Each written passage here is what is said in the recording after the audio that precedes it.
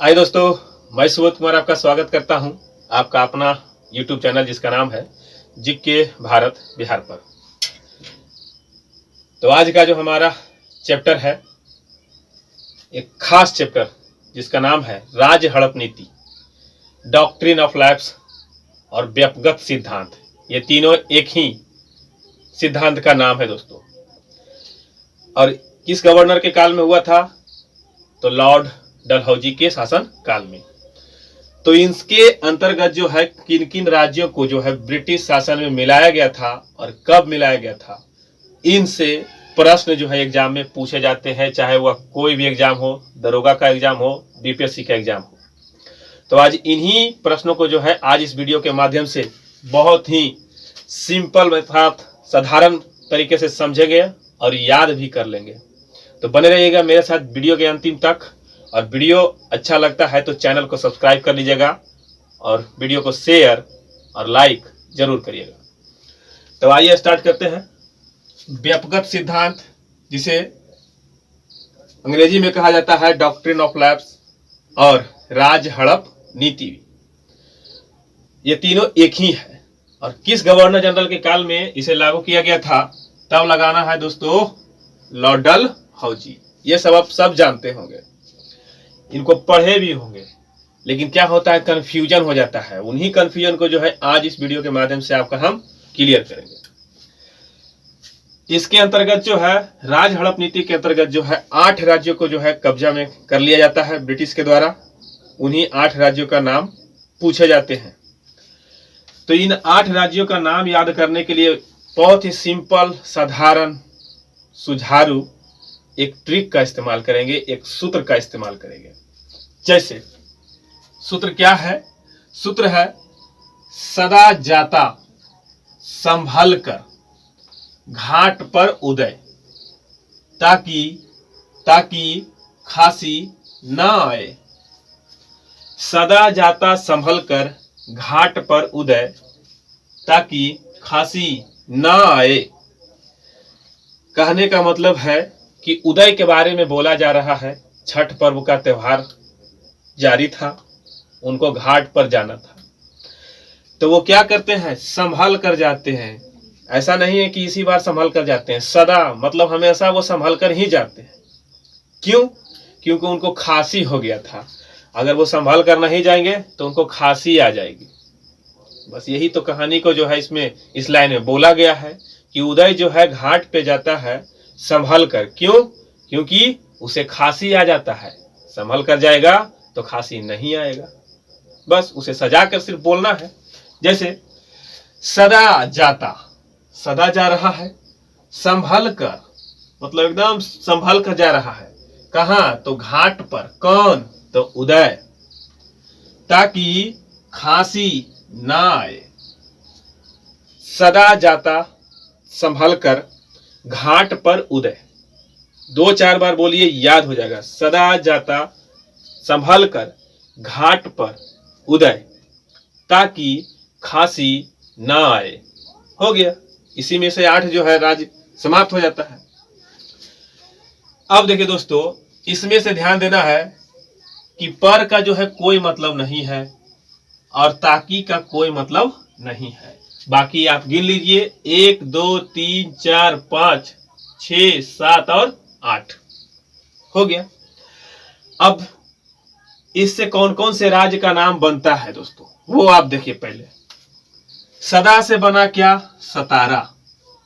जाता का से बना क्या? जाता से बना क्या? जैतपुर। संभलकर से बना संभलपुर। घाट से बना बघाट। उदय से बना उदयपुर। खांसी से बना झांसी। ना से बना नागपुर। नागालैंड नहीं लगाना है, नागपुर लगाना है। और आये से बना क्या? अवध। तो 4 इधर और 4 इधर। चलिए, आपको ट्रिक याद हो गया, राज्य आपको याद हो गया, लेकिन आप डेट कैसे याद करेंगे? डेट में कंफ्यूजन हो जाता है।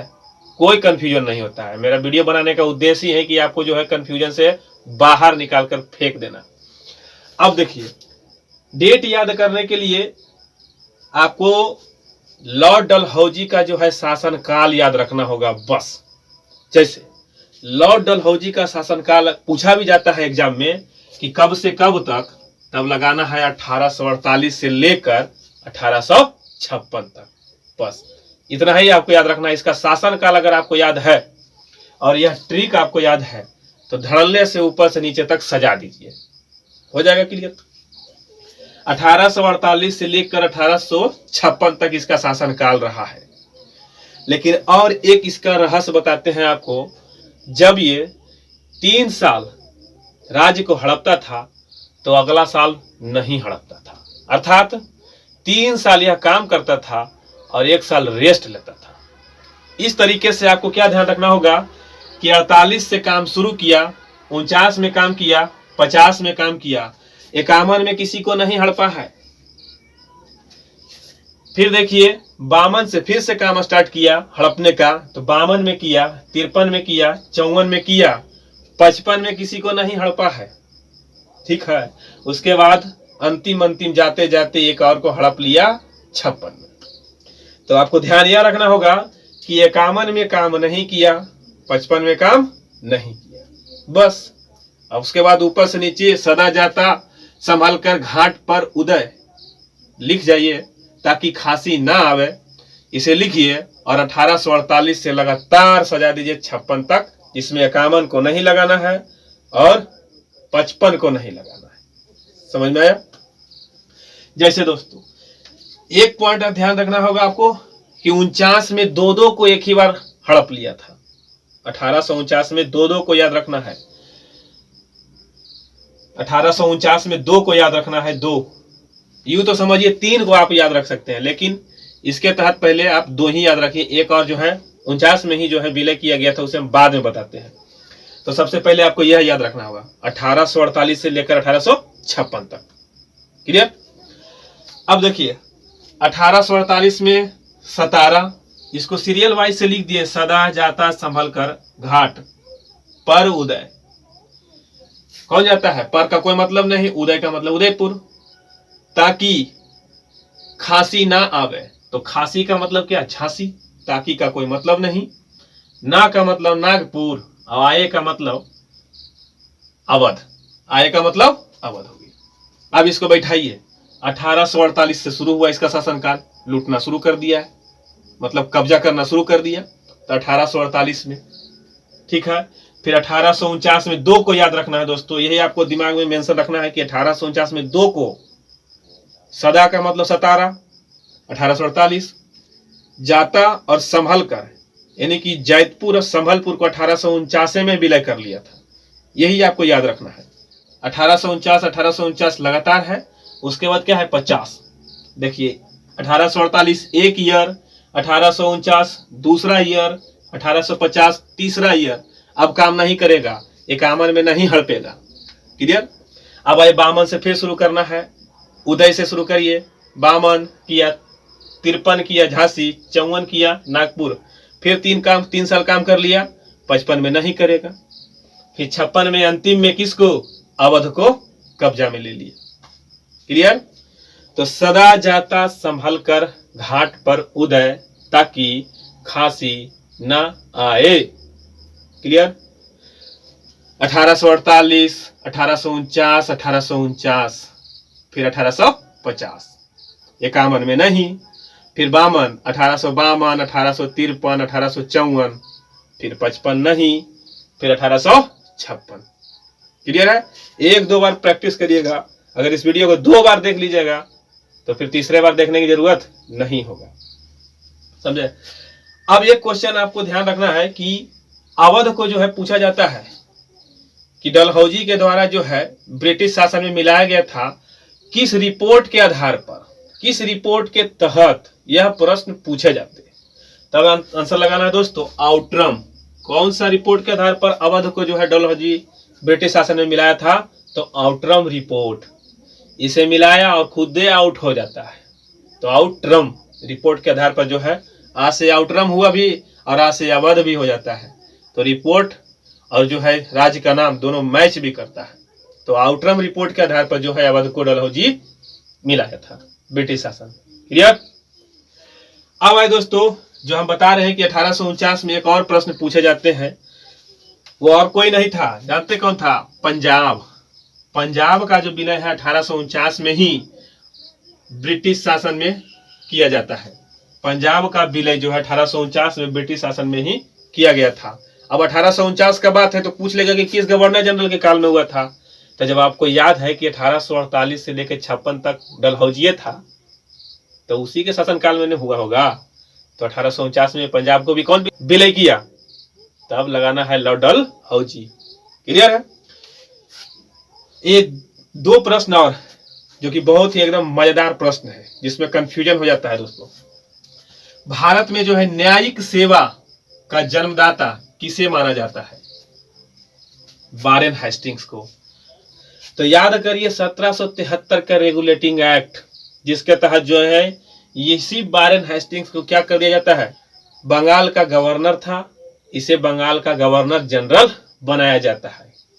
और साथ ही साथ 1773 के रेगुलेटिंग एक्ट के तहत ही जो है 1774 में कलकत्ता में पहली बार सुप्रीम कोर्ट की स्थापना की जाती है। अब सुप्रीम कोर्ट की स्थापना की गई है तो किस लिए? न्यायिक व्यवस्था के लिए। तो वही तो ध्यान आपको रखना है कि न्यायिक सेवा की शुरुआत, अच्छा, सुप्रीम कोर्ट पहली बार कलकत्ता में किसके शासनकाल में? तो वारेन हेस्टिंग के काल में। तो यहां से पकड़ लीजिएगा, हो जाएगा क्लियर। अब ये दोस्तों ट्रिक बोलिए। सदा जाता संभल कर घाट पर उदय, ताकि खांसी ना आए। क्लियर है? हम लोग देहात भाषा में बोलेंगे खांसी ना आवे, तो खांसी ना आए। क्लियर? 1848 से लेकर 1856 तक इसका शासनकाल था। 49 में 2 को एक ही बार कब्जा में, एक ही साल 2 को कब्जा में ले लिया था।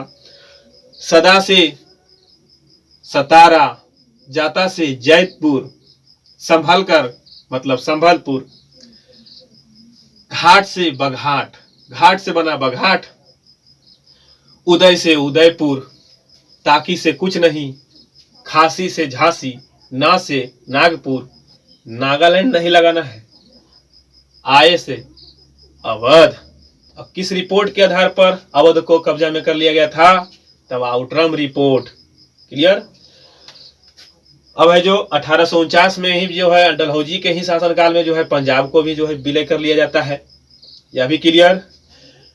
तो इसका स्क्रीनशॉट ले लीजिए। ध्यान रखना है दोस्तों, 51 नहीं, 55 नहीं, और 49 में डबल। ठीक है? तो इसका स्क्रीनशॉट ले लीजिए और इस वीडियो को जो है 1 से 2 बार जरूर देखिए दोस्तों। एग्जाम से पहले अगर देख लेते हैं तो आपका रिजल्ट होने से कोई नहीं रोकेगा। अगर चैनल पे नए हैं, वीडियो अच्छा लगा है तो वीडियो को शेयर जरूर करिएगा, और चैनल पे नए थे तो चैनल को सब्सक्राइब कर लीजिएगा, और कमेंट में लिखिए कि आपको याद हुआ है या नहीं। तो फिर मिलते हैं नेक्स्ट वीडियो में। और करंट अफेयर्स जो है रुटेरिया का 2021-2020 जिनसे प्रश्न बनते हैं एग्जाम में ओलंपिक से, तो इन सभी प्रश्नों को देखने के लिए जो आपको जाना पड़ेगा मेरा चैनल के प्लेलिस्ट में, और इस डिस्क्रिप्शन बॉक्स में भी जो उसका लिंक दिया हुआ है वहां से देखकर जो है आप उसे अपनी तैयारी को और भी बेहतर बना सकते हैं। तो मिलते हैं नेक्स्ट वीडियो में। पूरा वीडियो देखने के लिए धन्यवाद।